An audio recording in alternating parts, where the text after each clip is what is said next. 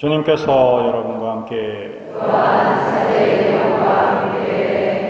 요한이 전한 거룩한 복음입니다.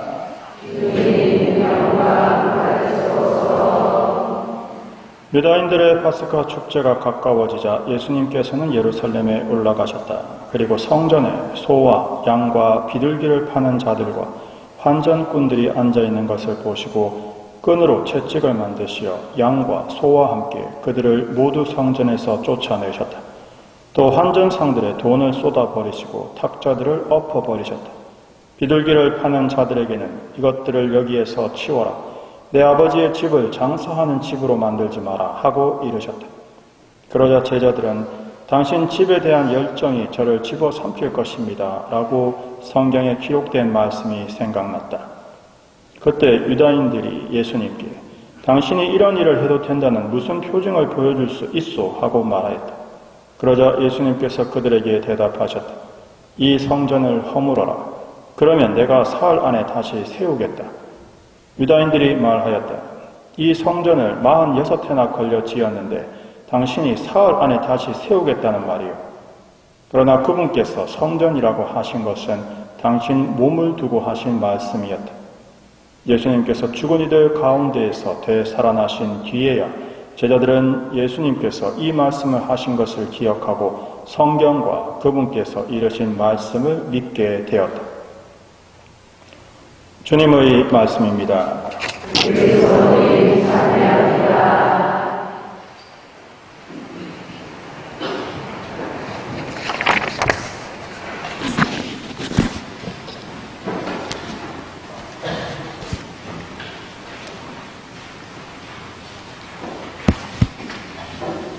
네, 오늘 우리는 라테란 대성당 동원과 함께 평신도 주일을 보내고 있습니다. 오늘 라테라노 대성전을 기념하는 이유는 박해를 받던 교회가 그때는 감히 지상에서 성전에서 미사를 봉헌한다든지 하기가 참 어려웠던 시대죠. 그래서 지하 묘지 가타콤바에 모여서 미사를 봉헌하곤 했습니다.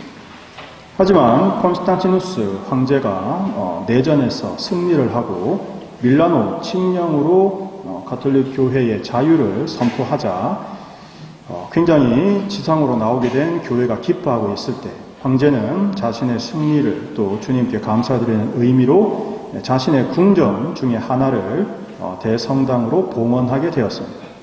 그래서 처음으로 세속의 궁전이 주님의 성전이 된 것을 기념하면서 입구에 다음과 같은 명판을 붙였죠. 전 세계 모든 성당의 어머니이자 머리인 지극히 거룩한 라테라노 성당이라고요. 따라서 오늘 우리가 기념하는 이 라테라노 성당 축일은 단지 로마의 교황 좌를 상징하는 라테라노 대성당만을 기념하는 것이 아니라 모든 성당을 함께 기념합니다. 성당이 왜 중요할까요? 그건 바로 우리가 하나님을 만나는 장소이기 때문입니다. 앞에 미사 시작하면서 말씀드렸다시피 우리는 하나님의 성전, 성령의 궁전이 되어야 되죠. 당연히 우리가 하나님을 만나기 위해서는 자신의 내면 안으로 들어가서 자신의 안에 계시는 주님을 만나야 합니다. 하지만 우리가 그런 은총의 상태, 죄가 없는 상태를 늘 유지하는 것은 쉽지 않죠. 따라서 우리는 미사를 봉헌하고 영성체를 받아 모시고 고해성사를 하기 위한 장소가 필요합니다. 따라서 우리 천국, 이 농소 지역에서 하나님을 만나고 하나님께 찬미의 예배를 드리며 미사에 참석하고 성체를 받아 모시고 성체 조배를 할 수 있는 아버지 집을 지어서 바쳤고 그것이 바로 우리 성당이 되는 것입니다. 하지만 더 중요한 것은 바로 이 아버지 집을 채우고 있는 우리들, 즉 하나님의 자녀들이 더 중요한 것이고 아버지의 집을 채우고 있는 하나님의 자녀들은 세 가지 형태의 모습으로 서로를 돕고 함께 일치를 이루고 있습니다. 이 세 가지 형태의 삶을 우리는 성직자, 수도자, 평신도라고 표현합니다. 어떤 삶이 다른 삶보다 나은 것도 아니고 높은 것은 더더욱 아니죠. 각자 자신의 삶의 자리에서 하나님 자녀의 삶을 살아가는 것이 하나님께서 참으로 원하시는 삶의 모습입니다. 성직자는 직무 사제직을 수행하면서 하나님 자녀들을 가르치고 미사를 집전하고 칠성사를 통해서 하나님의 축복을 청해 나눕니다. 수도자들은 직무 예언자직을 수행하면서 하나님 자녀들과 온 세상에 이 세상이 원래 하나님께서 우리에게 원하셨던 삶, 그것이 어떠한 것이냐라는 이정표가 되고 수도 생활을 통해 하나님 나라에서 우리가 누릴 참된 삶의 의미와 가치를 미리 드러내 보여줍니다. 말 그대로 예언자의 삶을 사는 거죠. 평신도는 직무, 왕직을 수행하면서 하나님의 자녀들과 온 세상 안에서 이웃 사랑을 실천하고 하나님 창조 사업에 동참하며 세상의 빛과 소금, 누룩의 역할을 이루어 나가고 있습니다. 더욱이 오늘 우리가 기념하는 이 평신도 주일, 평신도는 이 세상 안에서 성화되고 이 세상을 성화시키고 세상 모든 일 안에서 하나님과 예수님을 참미 찬양하고 창조와 구원 사업을 계속 증진시키며 널리 퍼지도록 실천하는 것이 평신도의 사명, 바로 직무왕직이라고 할 수 있겠습니다. 이것은 더욱 지금 이 세상에 보여지고 있는 신앙과 일상생활이 분열되는 이 세상의 오류에 맞서서, 사실 이것이 굉장히 많이 널리 퍼져 있죠. 신앙과 일상생활이 분열되어 있는 현재의 그 오류를 굉장히 세상이 많이 보여주고 있습니다.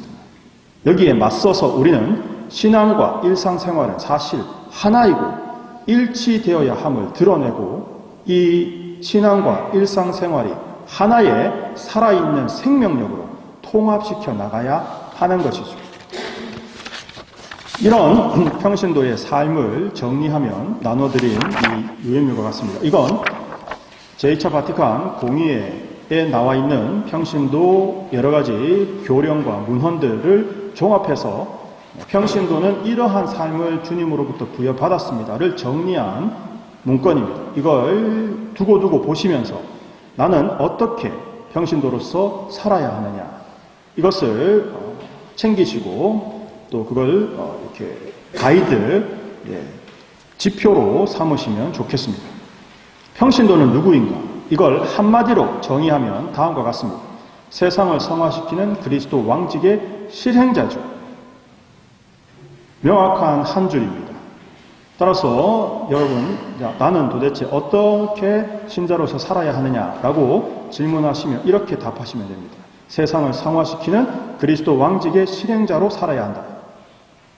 따라서 평신도는 세례와 견진을 통해서 그리스도로부터 사제직, 예언자직, 왕직을 부여받았고 그것에 참여합니다. 특히 평신도는 그리스도로부터 부여받은 왕직을 통해 세상 안에서 하나님 나라의 현현을 위해 주도적 역할을 담당하게 됩니다. 이 현현이라는 말을 쓴 이유는 바로 직접 눈에 보이는 형태로 하나님 나라를 이 땅에 우리가 이루어야 하는 주도적 역할을 받은 왕직의 실행자라는 것을 좀 더 강조하기 위해서인 겁니다. 우리는 세상 안에서 왕직 활동을 통해서 하나님 나라를 건설해야 합니다.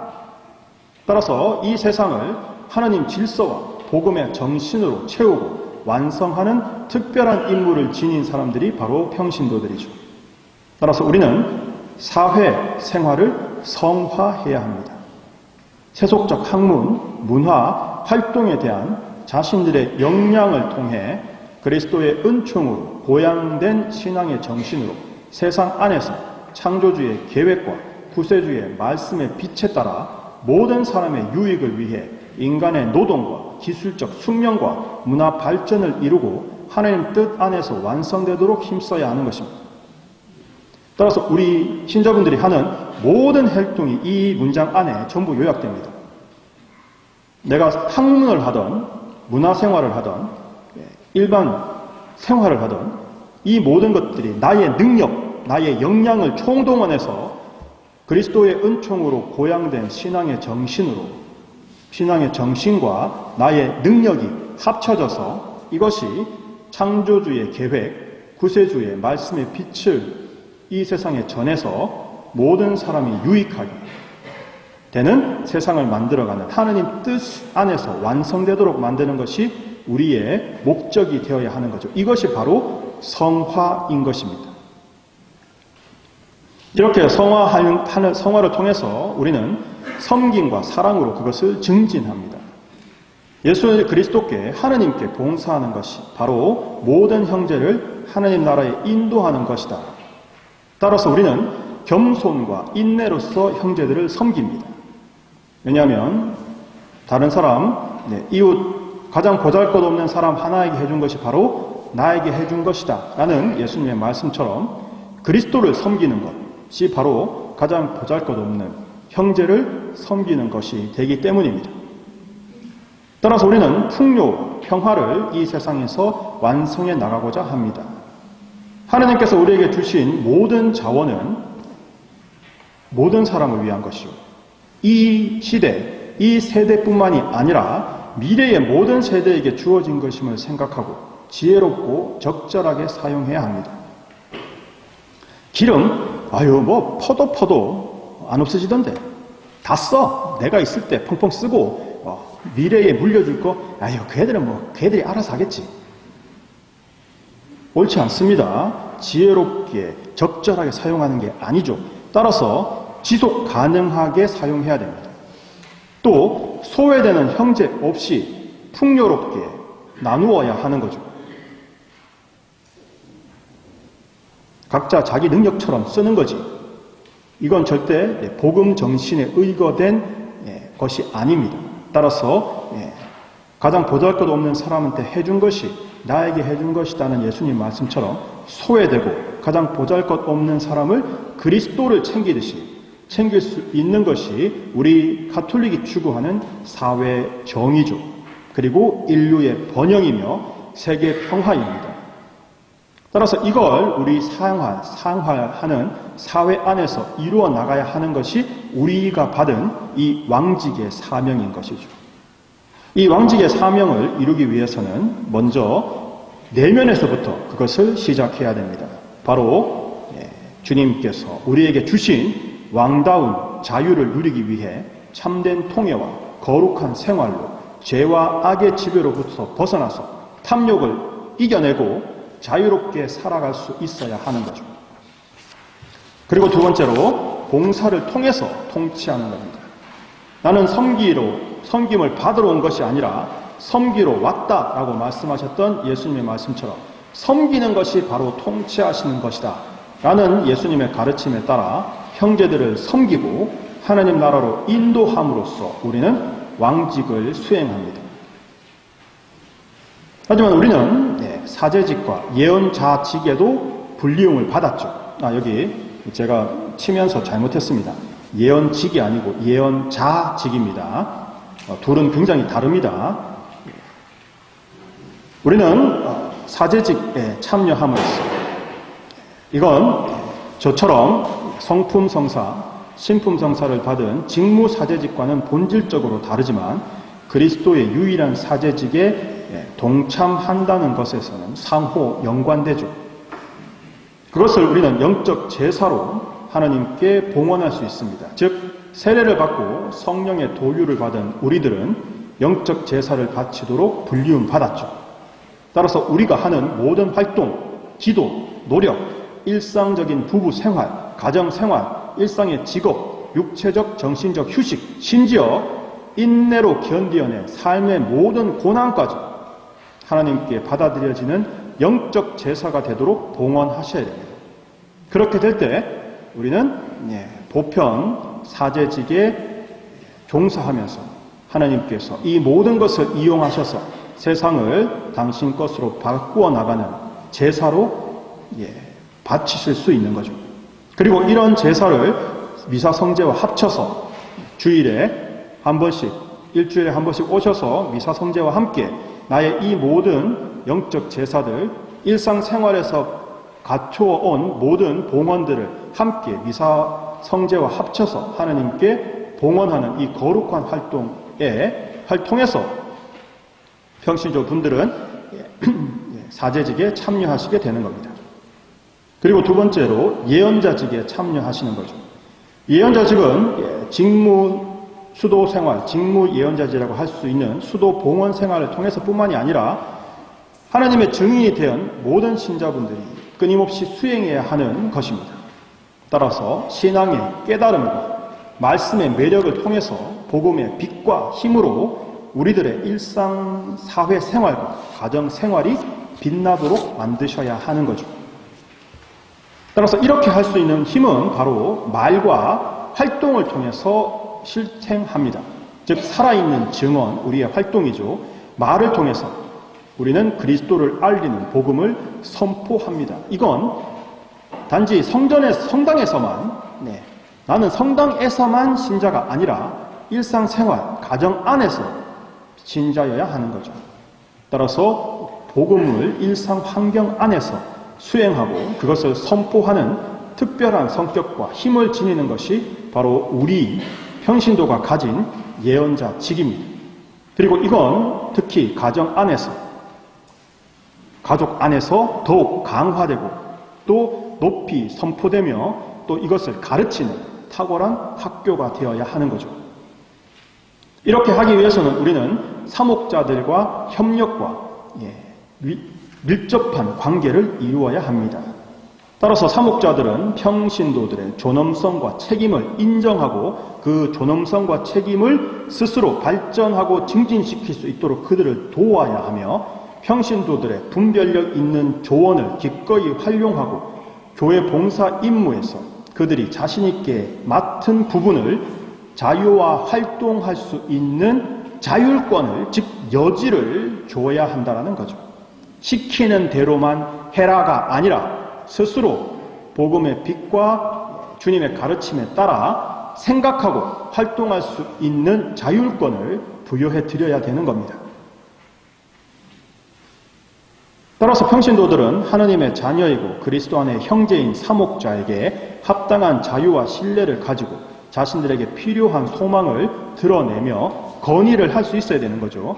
이것이 필요합니다라고 해야 됩니다. 또 지식과 능력, 뛰어난 재능을 가진 평신도들은 교회의 선익에 관하여 자신의 의견을 표명할 것이 허용되고 때로는 그것이 의무이기까지 한 거죠.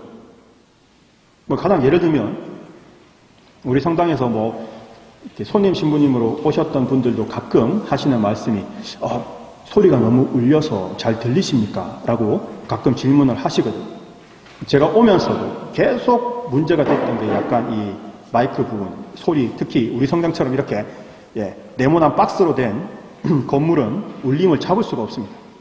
이럴 때 내가 음향 관계되는 전문가로서 재능을 가지고 있다는 거죠. 근데 내가 이 성당을 다닙니다. 그런데 하여간 굳이 내가 이걸 나서서 이 말을 굳이 내가 해야 되냐? 아니죠.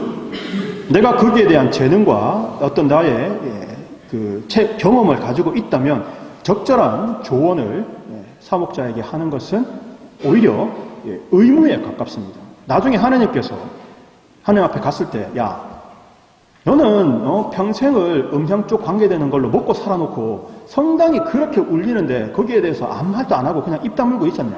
라고 안 하실 것 같냐라는 거죠. 그런 뜻입니다. 따라서 우리가 가지고 있는 이 재능을 적절히 활용하는 것은 오히려 내가 반드시 해야 되는 일에 가깝다는 거죠. 그리고 사제들은 평신도들에게 협력을 구하고 따라서 함께 구성한 사목평의회는 하나님 나라를 구현하는 데 협력하는 공동체가 되어야 하는 거죠. 따라서 평신도는 교회의 수동적 구성원이 아닌 세례를 통해서 그리스도의 사제직, 예언자직, 왕직에 온전히 참여하는 능동적 주체가 되셔야 됩니다. 시키는 대로, 신부님께서 시키는 대로 합니다. 절대 그렇게 하시면 안 됩니다. 따라서 고유한 세속적 소명에 따라서 세상의 모든 영역, 즉 가정, 직장, 사회, 문화 안에서 복음 정신으로 그들을 성화시키고 하나님 나라를 건설하는 데 기여해야 하는 것이죠. 이건 단지 성당에서 교회의 일을 돕는 것에서 끝나는 것이 아니라 예수님께서 우리에게 맡기신 구원 사업을 세상에서 완성하는 모든 신자의 권리이자 의무임을 기억하며 그것을 계속 해 나가셔야 하겠습니다. 제가 이렇게 바티칸 공회에서 평신도에 대한 문건을 정리해서 여러분께 드린 이유는 바로 여러분의 삶의 방향성, 그리고 여러분 삶의 가치, 여러분 삶의 의미를 올바로 알고 이해하고 실천하게 도와드리기 위해서입니다. 따라서 이 문건을 숙지하시고 이해하셔서 자신의 삶의 방향성을, 가치와 의미를 올바로 이루어 나가시면 좋겠습니다. 그래서 우리의 일상생활, 더 나아가서 온 세상을 성화시켜 정말 풍요롭고 평화 가득한 하나님 나라를 완성합시다. 아멘.